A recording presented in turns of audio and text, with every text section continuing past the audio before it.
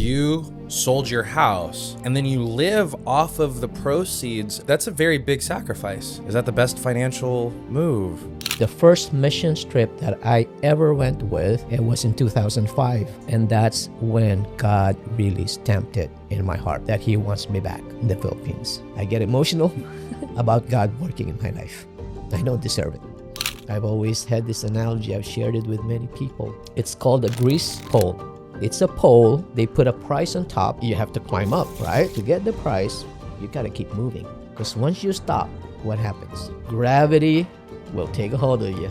And that's what faith is. One of our trusted people in the ministry did a whole lot of damage to the church. I can hate him. I can disown him. He was one of my disciples. But do I have a choice? With all that God had done for me? So I know generally how much you were wronged. Can you share a little bit on how that particular person did so much damage to the church?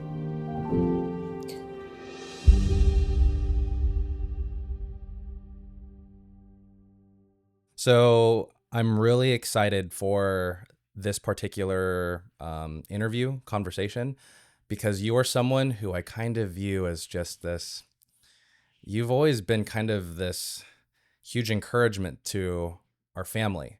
Like, my dad suddenly had a heart to go to the Philippines, and it was so cool to see my dad and my mom just plunge into missions. I think there was a time where my family wasn't all that strong with God, and I really felt like you kind of helped all of us grow even closer. And I saw your mission work in the Philippines, and it was inspiring. And I really just kind of want to share what's going on and the work you're doing. So I guess our first question is, can you tell us a little bit about you and the Philippines? Like, what do you do there? Why do you have a heart there? Just kind of brief introduction for people who don't know anything about you. I'm trying to figure out how to make this a more specific question, but tell us about the work in the Philippines. There you go. All right. Well, from the beginning, it's a work of God. I just to start with, everything that I would share is by the grace of God. Okay. I remember Paul's, it's not even a verse, but a part of a verse. I remember him saying, by the grace of God, I am what I am. And it's all that, nothing else. But the work in the Philippines, I started, when God sent us out, we really didn't plan on being there for that long. We planned on 2 years and then coming back here to the States. But then God had different plans, our plans. So we ended up staying 13 years in the Philippines. But we started off just helping out the planting pastor. And then a couple years after, which was supposed to be our planned return to the States, he got called back to Arizona. So The planting pastor called back to Arizona. And he asked me if I could take over. And that was a huge surprise and a blessing, in the same way. So I got to be, but again, by the grace of God, I got to be a pastor of the church. Never in my wildest dreams that I would be doing that. But it's a growing church. I still constantly are in touch with them. In fact, again, with this missions trip coming up, I have doing all the arrangements and stuff with them. It's a growing church, and I'm so blessed to have been privileged by the Lord to be serving there. Yeah. Have you always been a pastor, or is that something that just kind of began? Can you tell me, would you be comfortable sharing like about how old you were when you like started this whole journey? No problem. Okay. And that would be hopefully an encouragement to.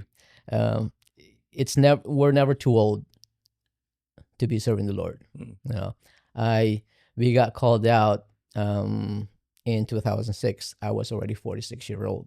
mm, You know, um, some may say I would have wished I started earlier. It was a great time, mm-hmm. but for me, I think God's timing is always perfect, you know, and that's when He called me. That was His plan all along.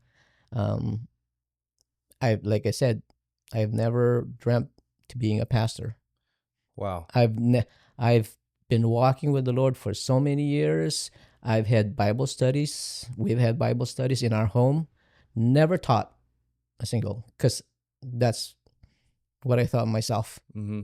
I'm not a teacher. I can help in something else, but don't let me teach, because I have a fear of speaking in front of people. In fact, the jobs that I had, excuse me, when we have staff meetings and stuff, I rarely even speak. I don't want to, I don't want to be in front of people. Yeah. But God, when He calls, He equips. So, again, by the grace of God, He made me the pastor and led the church, or at least taught the church for good 11 years, 12 years. Uh-huh. What were you doing before? Because you said you got called at age 46, and you said you only allocated like 2 years. You only planned for 2 years. 2 years. So what were you doing then prior? Did you end up quitting your job? And what happened there? Yes, when we got called out, I have to have the confirmation. I had to make sure that it's just not me, that it's from God. So I got confirmations from pastors, from friends, from brothers in the Lord, and it was His. And one of the pastors told me, don't, if you're going to go into the mission, don't let anything here hold you back. Which means there's, properties and, jobs and stuff like that. So we had a house. We were living the American dream, and we sold the house. I had a pretty good job. My career here is in the manufacturing sector, and I've been in purchasing for all those years. So I did leave the job. Like products and stuff.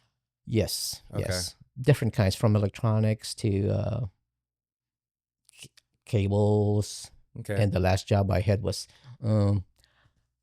gift baskets, which was the biggest company I've worked with. Really? Worked for. So. Okay. Yeah.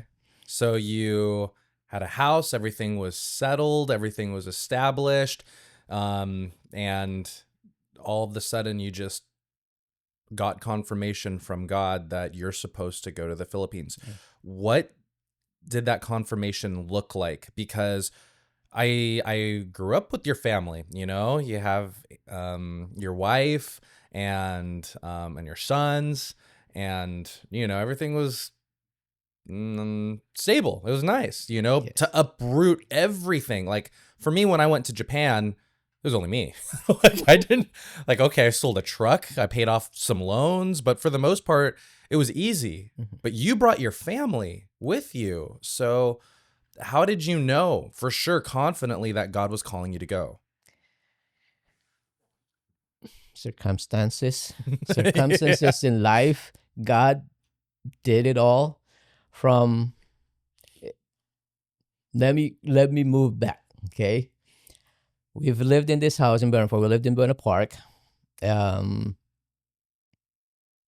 of the blue, the lady who helped us buy the house, it's been like 10 years we've been living. I forget my memory, but it's been like many years. I would just say many years we've been living in that house, and never got a call from this agent again. And then all of a sudden, I got a call from her. Do you want to sell the house? So Marilyn and I talked. It's just me and her and one of our sons. And yeah, it's time. And the whole process of that, from us selling the house, moving to an apartment, and then moving back to the Philippines, I can see God's, and like they say, hindsight is 2020. Yeah. Looking back at that, it was just all God confirming it. The proceeds that we got from the house is actually what God provided for us to live off in the mission field. So He got it all settled before we even got there. I feel like that's just such a huge step of faith to take. You sold your house, and then you live off of the proceeds of your house for the 13 years that you were there. Mm-hmm. That's a very big sacrifice. Like, that could have been used for other things. That could have been used like for investments. And I understand it's a spiritual investment, but I don't want to stray away from the fact that I think that what you gave to God, in my mind, was very big. So help me to understand the decision-making process that happened there, because you're like, I'm a guy, I'm about to get married. And for me, my mind has just been like, I need to take care of her. I need to make sure she's okay. I need to make sure, like, before it was okay if I was like poor and mangy, but like now it's like, now I have to make sure she's okay. But for you to just not, see, I'm trying to play the devil's advocate. Like, obviously I want to take steps of faith and give things to God, but at the same time, I'm also thinking practically, and it's just like, is that the best financial move? So like, was that a hard decision for you to make? Because I think, praise God, and I see the fruit. So hands down, looking hindsight, it's like, yes, you should have done that. I'm so thankful that I got to be a part of it. I'm excited to go back. I love your church. I love the people. It is just, I am so excited when I think about it. I used to not like the Philippines. I know. Now after, I know, I'm sorry, but but like after hanging out with you guys and your youth and all of the people there and the ministers, like, that's like my other family. So I know I'm just kind of pouring out, I'm sorry, but was it a hard decision? Was it a hard decision to just leave and to kind of go through that financial setback? Well, I wouldn't call it a setback. I know. There is more that I got than well, in fact, I did the Jonah thing. Okay.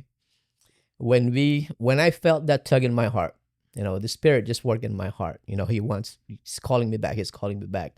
I did the Jonah thing. We had all this, just like I said, we sold the house. We had all this cash in the bank. Like, what am I going to do with this? I've never had this much cash in my life. So what am I going to do? What am I going to do with this? We planned, or at least we thought of moving to Arizona. That was my Jonah move. Okay. We actually went to Arizona, looked at houses. We actually put an offer on a house. And because we had so much cash in the bank, we offered. Yeah. Just to make sure we get the house. Yeah. God closed that door. Hmm. I don't get it until I don't understand.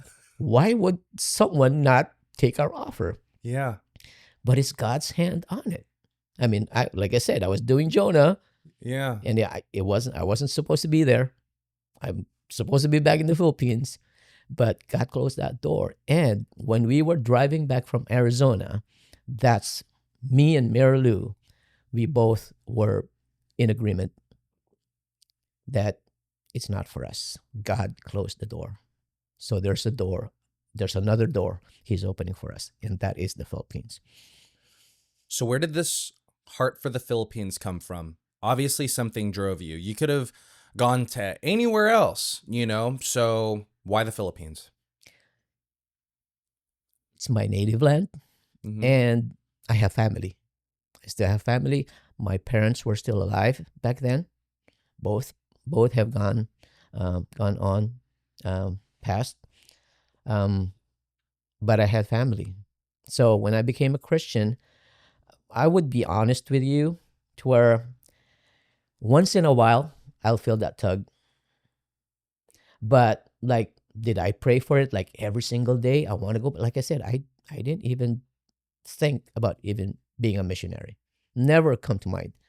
But I would have that tug. I'll pray. Maybe sometimes, maybe sometime, Lord, I can go back. And again, not everyday thing when I think about it. But that's a seed that God had planted in my heart, and it grew, and it just God nurtured it. Again, it wasn't time then, but that time came when I was 46 years old. In fact, it's the first mission trip that I ever went with is to the Philippines from the church I was with then. It was in 2005. 2005, and that's when God really stamped it in my heart, if I may say that way, that He wants me back in the Philippines. Um, we went to one of the places there, and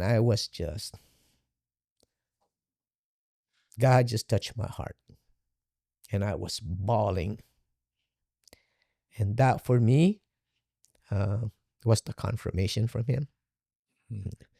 And you have to excuse me, I get emotional um, about God working in my life.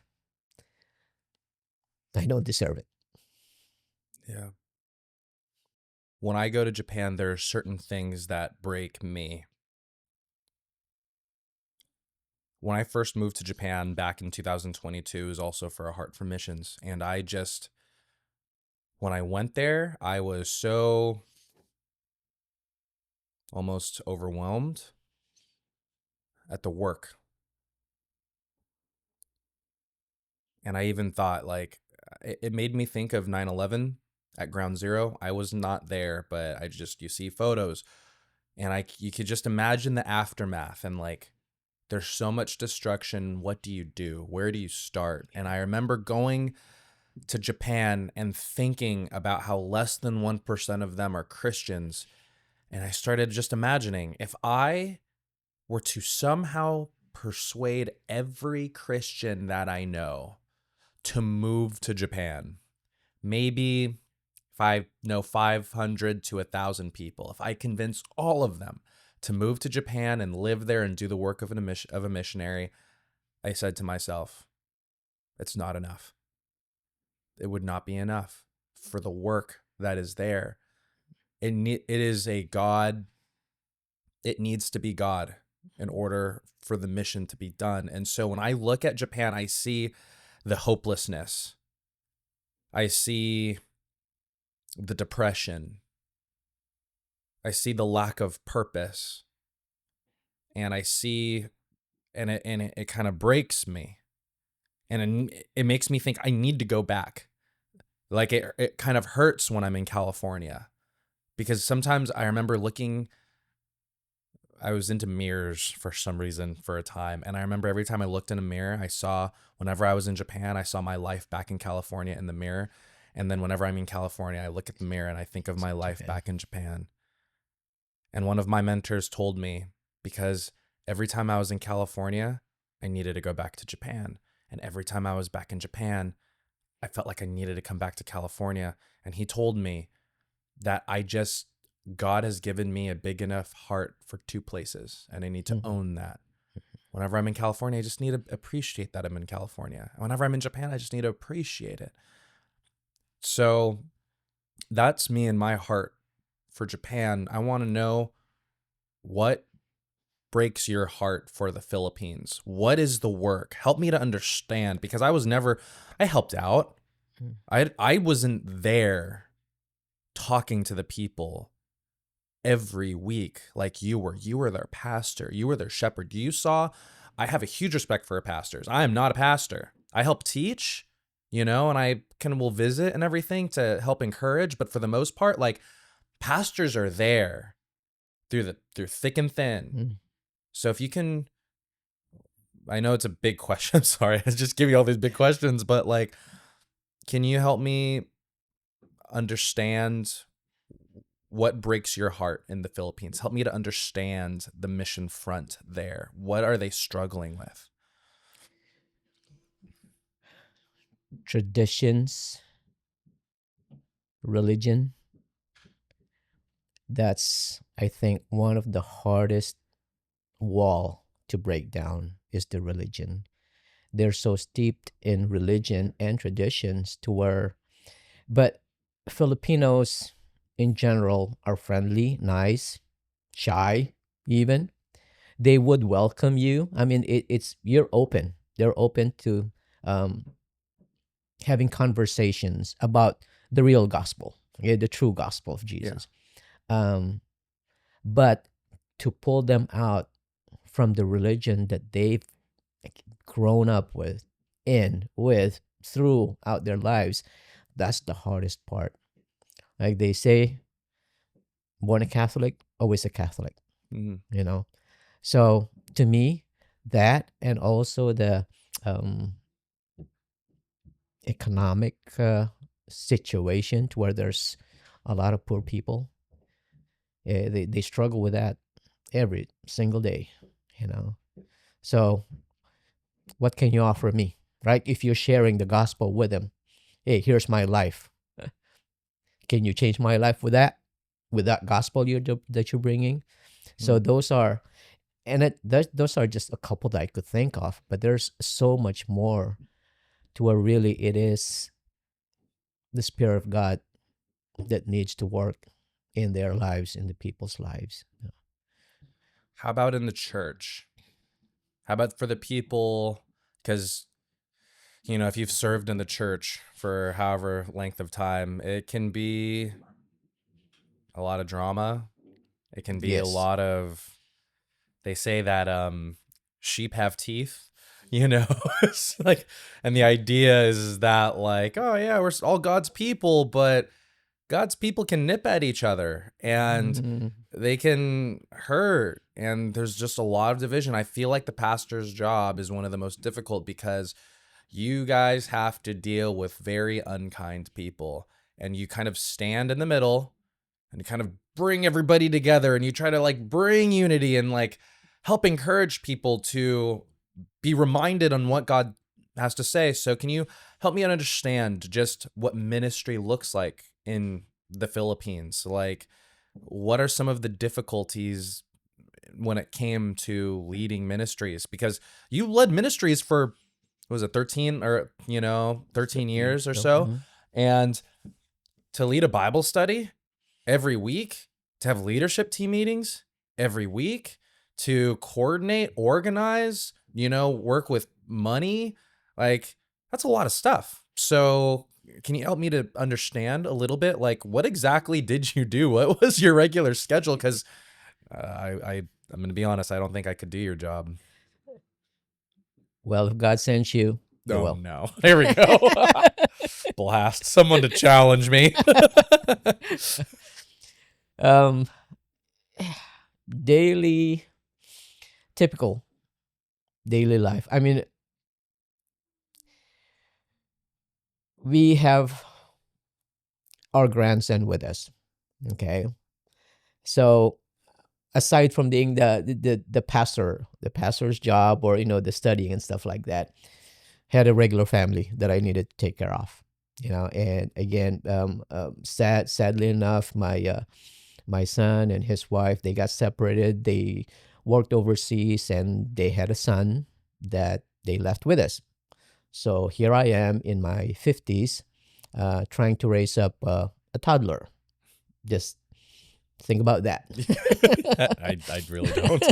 So, and with all that is happening, I mean, I had that life. So I see myself sometimes, I mean, not in a bad way, but from one aspect of life, just the daily routines and stuff, and then there's the pastoral side, to where um, once Tuesday hits, we also, when we have our midweek studies, we have the Sunday, right? And come Tuesday, I'll start studying. Hmm. I'll start reading, taking my notes and stuff. So that's Tuesday and Wednesday, 2 days before, the study or the teaching, I should say. I'm already preparing. Yeah. How long does it take you to prepare a sermon, by the way? Back then, I'm not a smart guy, okay? I'm not a smart guy, okay? I'm just curious. I actually just finished writing a video titled for Impact, my other YouTube channel, called How to Teach a Bible Study. And so I wrote down, like, it's a 14-step process. I'm like, oh, wow, I didn't know there were that many steps, Like, this is just, like, to help people see, like, how I prepare. I would love to hear how you prepare. But first, I just want to know how long. Sorry, I could get into this. I would say a day. Counting the time and stuff, because like I said, I start on Tuesday, but it's not going to be the whole day, but I'm reading, and then I'll Yes. go do something else, but Yeah. I'm taking notes and, putting in my mind, and then or writing a little bit. And then come Wednesday, that's a whole day thing. And then everything that I picked up from the day before, I put into. Oh, that's a really smart way of doing it. So the same thing for the Sunday service.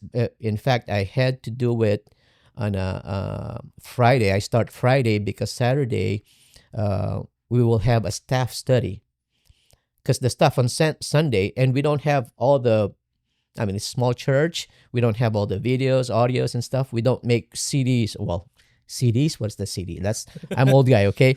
But back then, right? Remember Yeah. they, for the service or the ministers, or everybody in the ministry, because they can't hear the message, they give out CDs. Yeah. Right, for the message. We can't afford that, so we will have a staff study just for the staff on Saturday night.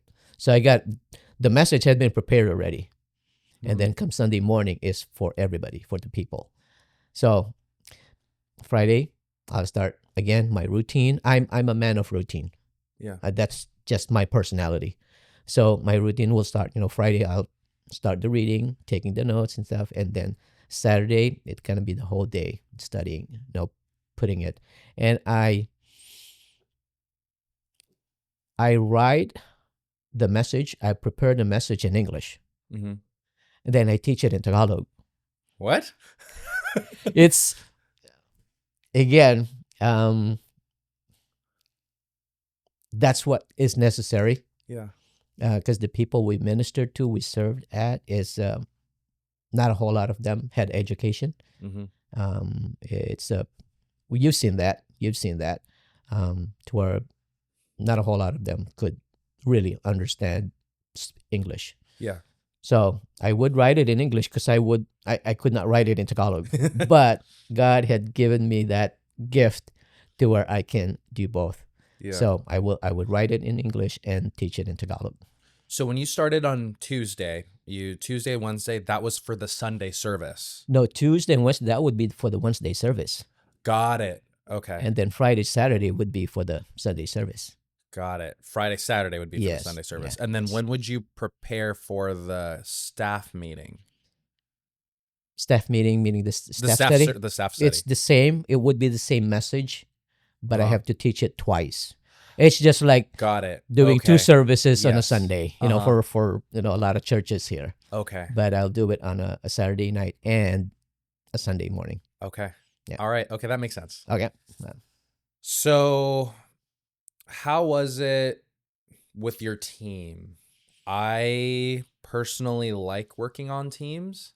I just feel kind of energized. Like, for right now, me and Abigail, we are on a Japan team, and they just left, and we're gonna meet them over there soon. But it feels kind of,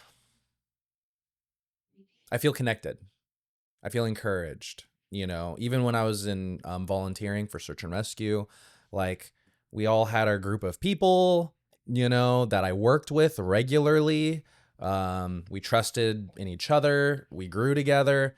So can you tell me more about, like, your ministry team? Because you're the head pastor, and so now you are surrounded by all of these guys. Were things, like, what did your team look like?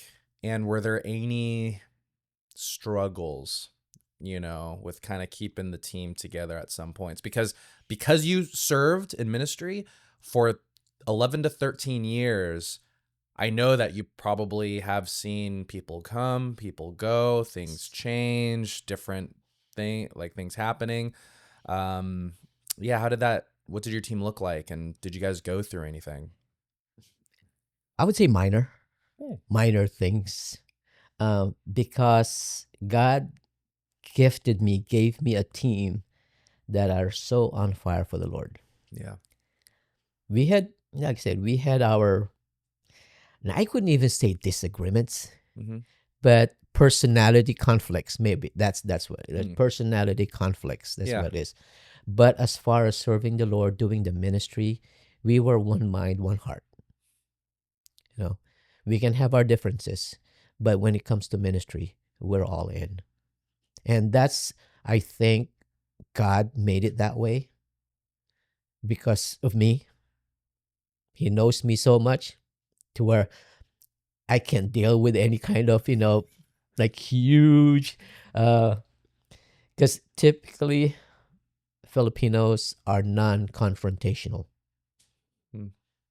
In fact, the word confront is not in the Filipino dictionary. Really? Yes, we do not know how to confront. That is interesting. What's the Yes. closest word that is confront? I don't even know. Disagree? Maybe, but even that, right? I mean, we can disagree. But Yeah, doesn't mean but I it's not confront anybody. exactly. Interesting. It Okay. is. That's fun. So again, God knew. Hmm. God knew what He was doing. To where, I mean, in fact, the staff, except for one, but the leadership that we worked with, they're the leadership now. One of the youth leader became the head pastor. Now he's the senior pastor of the church. So it's from that team that God had built up the church. Now He's building a new generation. So I keep repeating to where it's every time I think about it, talk about it, it's all God. It's all God. Can't take any of the credit. So I see a kind of like a baton being passed. I saw kind of with the planting pastor who went back to Arizona. Mm-hmm. He passed it to you. Mm-hmm. And then some years passed, and now you passed it down. Did you always know that your time in the Philippines was limited? And how did you know God was calling you to come back? First question, no. I had no idea that we were ever coming back to the U.S. Huh. I thought I was going to be there Forever. Yeah. And I wanted it that way, really. To be honest with you, I wanted to stay there. But God worked out situations to where we needed. It is family. It was family related to where we needed to come back here. Again, it's about my grandson. The fact that his dad took him or asked that we would take him, bring him back to the U.S., and then be his dad, but it didn't work out. So we had to come back to the States and take care of our grandson. Marilu my wife, had already come back to lend a hand, and things just worked out to where I needed to come back as well. But the amazing thing of how God worked it out, we were separated because Marilu was back here, is already working, taking care of helping out with our grandson, and I was still back in the Philippines because I could not leave the church.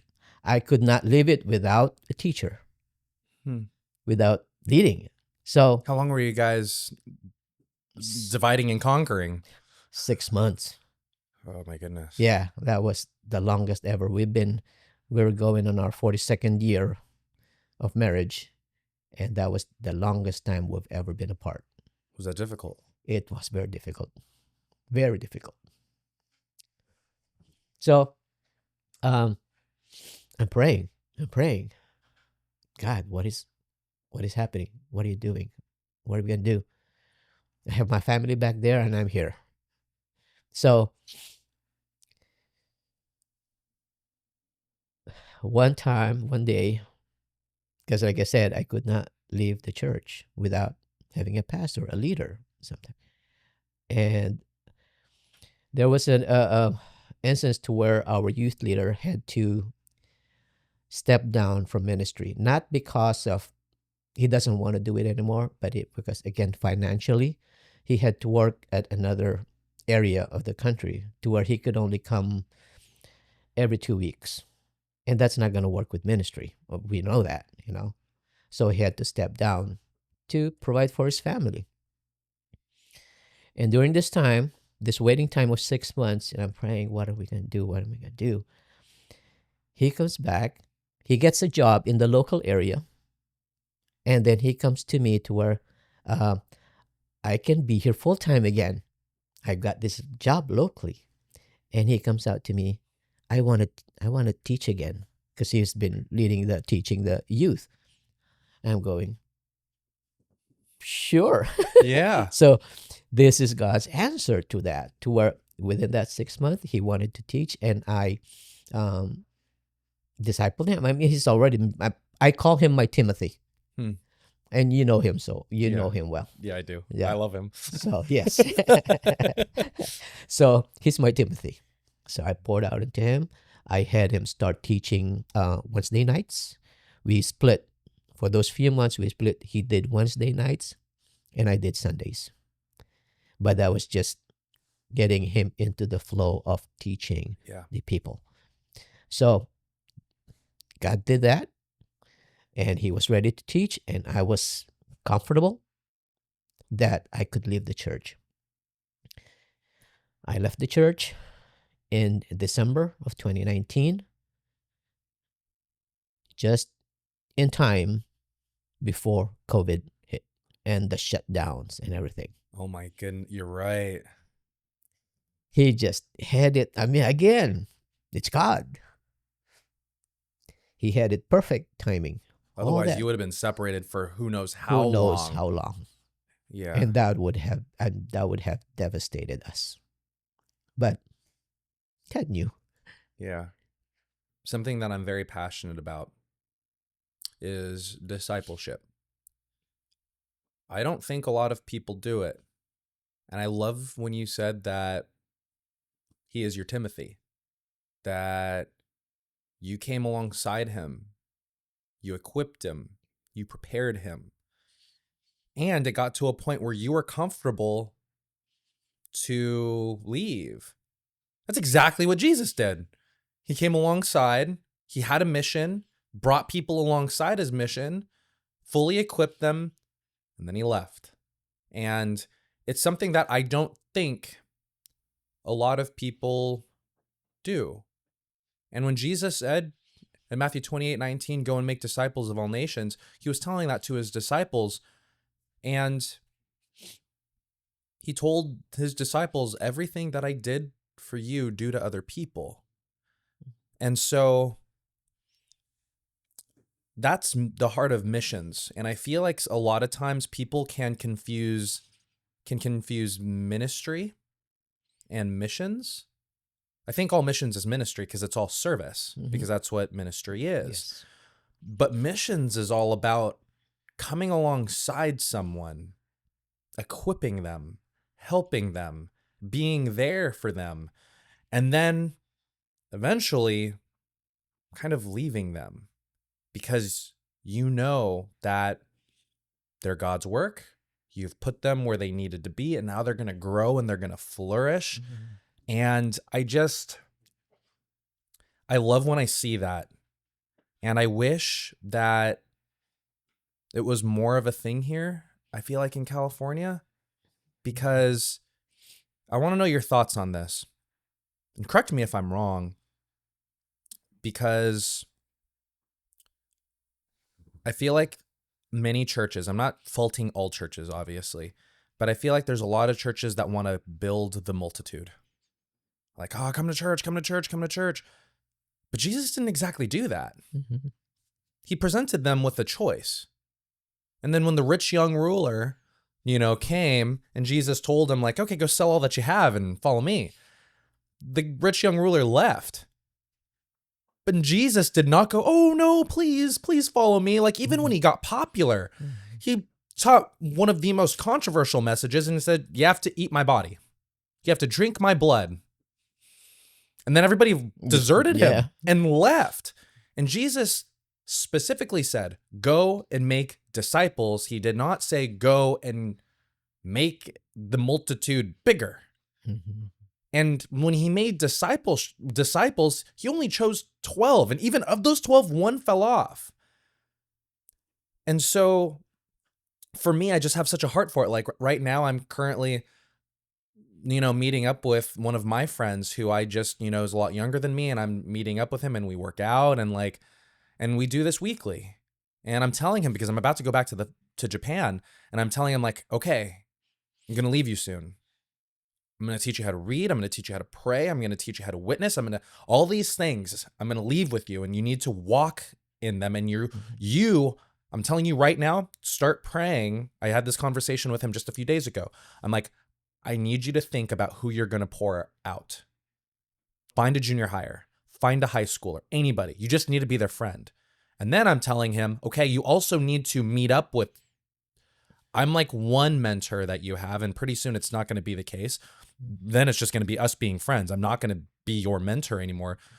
I want to be a part of your council, because every man should have a group of godly men so that they can be poured into, and then they can be poured out. And now they're connected into the body of Christ. And now there's more security there. And so I love that in the Philippines, you emulated that. You had that. And I wish it was more of a thing here. I see a lot of pastors who just kind of will preach and then they'll disappear. And then they got done teaching their Bible study, But the way Jesus led and the way Jesus did things was he made disciples. And so I guess my question then is, you obviously have a heart for discipleship. How do we fix, or how do you think we can fix the idea of discipleship here? I want discipleship to be more of a main thing. I don't want the church to be so concerned with growing the multitude. I want them to value discipleship. There is a lot of older men here who don't do anything. They have all this wisdom that I have learned from and that I have been blessed by. But a lot of them don't take the time. Like one of the reasons why a lot of our generation, my generation and Gen Z, the reason why a lot of them are falling by the wayside is because good men do nothing. And I wish older men, and I've had older men do that to me, who they looked at me and they said, Miles, let's hang out. And it changed my life. And now anything that I give and talk to other people about, it just makes me think, I'm only doing this because I was incredibly blessed. What are your thoughts? I'm sorry. I'm just ranting now. 100% agree with you. 100% agree with you. Yes, we need men. Because I see right now, even the church that I'm part with right now, I see more older people than younger.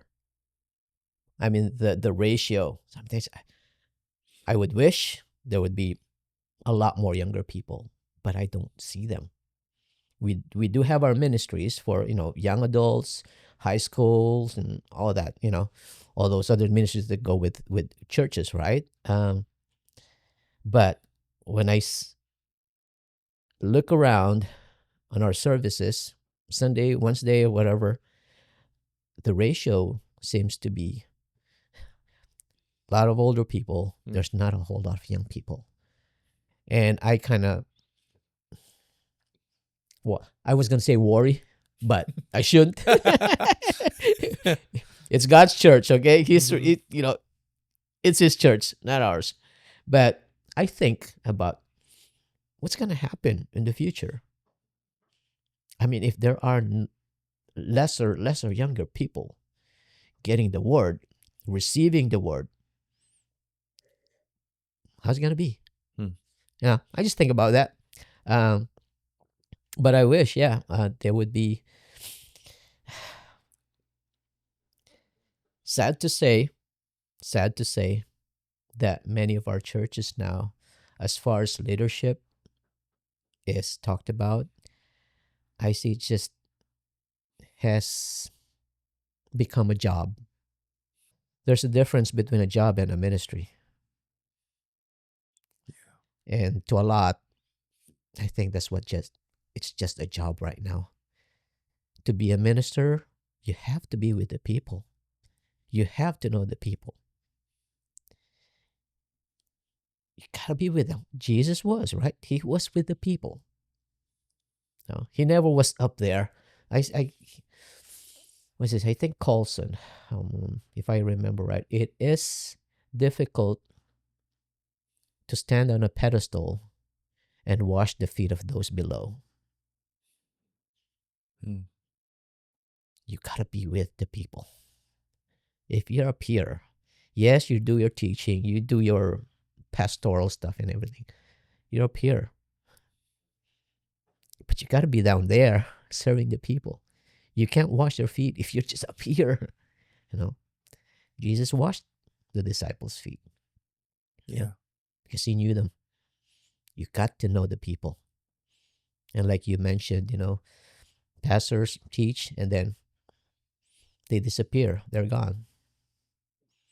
It's a job I hope that changes. I pray that changes. Yeah. Was it hard for you to leave the Philippines? You had the intent to stay. Like it was, I felt like if you stayed for that long, that was your home. And now you uprooted again, like, and then to leave something you're clearly passionate about, I mean, yes, obviously you missed Auntie Mary Lou and you missed your family. So like that was a given, but how was that whole process of that whole transition? Like God confirmed so many things and now all of a sudden you're just back. Like for me, I don't have a return plan for Japan. I am also kind of have the similar mentality as you where I'm just like, I'm going to live there for the rest of my life. In fact, I kind of want to stay and live there, but I'm also intimidated by the fact that God might actually call me back. I'm like, what am I going to do here? I mean, I guess I can continue doing this podcast and obviously work online, and teach and everything. But like, I also want to be I know God will reveal things in their timing and everything, but how is the whole transition to come back here? And are you planning on going back to the Philippines? Is that on the table? Yes. Ever since I left the Philippines, that's always been in my heart. I wanted to go back. But it's been 5 years now since I haven't gone back to the Philippines. Is it going to be longer? I don't know. I do want to, but the same token, I just need to learn, to understand that God has it. I pray for it. This one I pray almost every day. I want to go back, Lord. Make a way for me to go back. Stuff, whatever. Because, But is he going to? I don't know. I just have to receive what he has for me at this point in my life. I know I've been blessed again to be serving at the church where I'm at right now. Maybe that's I'm being able to pour out into other guys, not younger guys, but younger than I am, struggling in their walk, and they come up to me, just ask for advice, stuff like that. So got some work for me here. I don't know how long that's gonna last. If he calls me back to the Philippines, I want to, but I just leave it open as much as I can. Okay, because it's difficult many times. Do I just have to leave myself open to what God has for me?